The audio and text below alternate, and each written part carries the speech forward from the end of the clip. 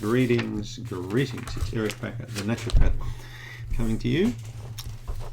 Another video. Let's talk about why I don't recommend, medications like Pepto Bismol, Tums, Quikeze, antacids, and stuff like that. There are so many different types.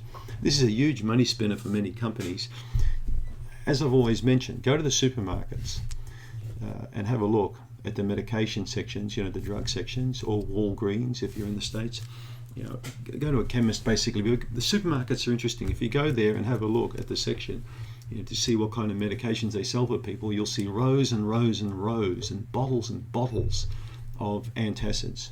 You'll see poop pills, you'll see gut pills, you'll see headache pills, you'll see all the normal stuff there for the wine drinkers, the beer drinkers, the deep fry eaters, the junk food eaters. So those are all the drugs for those sort of kind of junky kind of people. But these medications are shocking. They're really bad.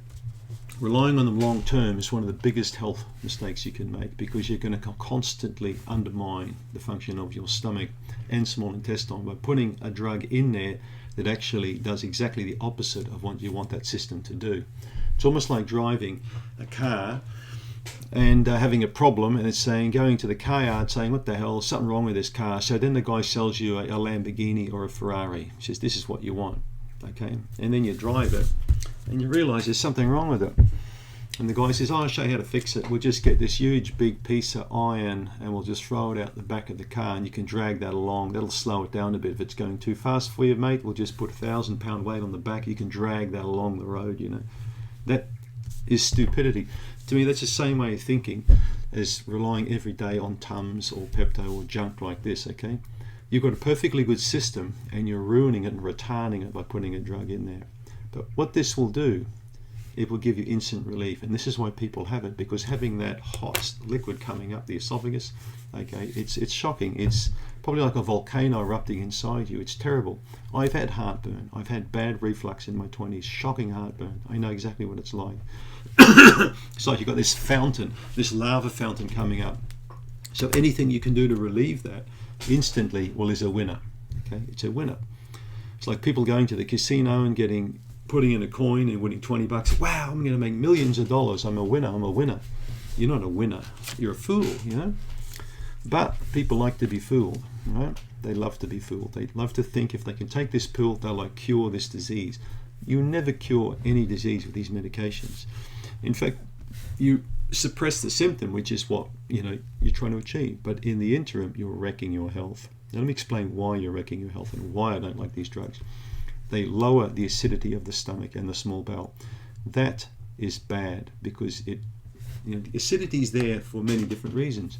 One of the most important ones is it stops you from getting germs inside your body, in through your gut. Yeasts and viruses and bacteria, they get killed off with that low pH in that stomach and the small bowel. So when you change the pH, you're changing the whole microbiology of the gut. All right? You're going to allow more bad guys to grow in there. The good guys won't like it so much anymore. So many times I've had patients who've been on these drugs for sometimes 10, 20 years. They've got massive yeast infections in their gut. They've got bad SIBO. They've got chronic constipation. They end up with bone loss because they don't get enough calcium in their body.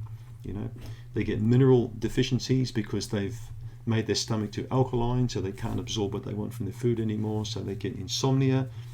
They start getting energy problems, and they go back to the doctor.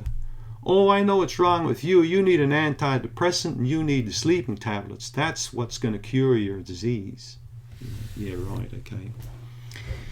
Now I can see why people in America carry handguns in their handbags, because they get annoyed with people telling stupid things like that, I'm not saying you should shoot doctors, but when you're given dumb advice like that, it really makes you wonder, you go into a doctor for a symptom, you get a pill, you create 3 more symptoms that you get 3 more pills for. How convenient is that?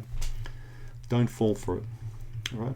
As I mentioned in a previous video, if you're relying every day on an antacid, you need to work out why you need that antacid. Okay. You need to be your own doctor and find out what the hell is causing this reflux. Okay. What's causing it? Is it a gallbladder problem? Is it a stomach problem? Is it a small bowel problem? Well, a good starting point for you is to work out what you're eating and if that has any effect on the reflux or the heartburn. And you know what? In most cases it does. It's common sense. something you're putting in here is not really agreeing with something down here. So think carefully what you're putting in there, okay? And that's all there is to it. Thanks for tuning in.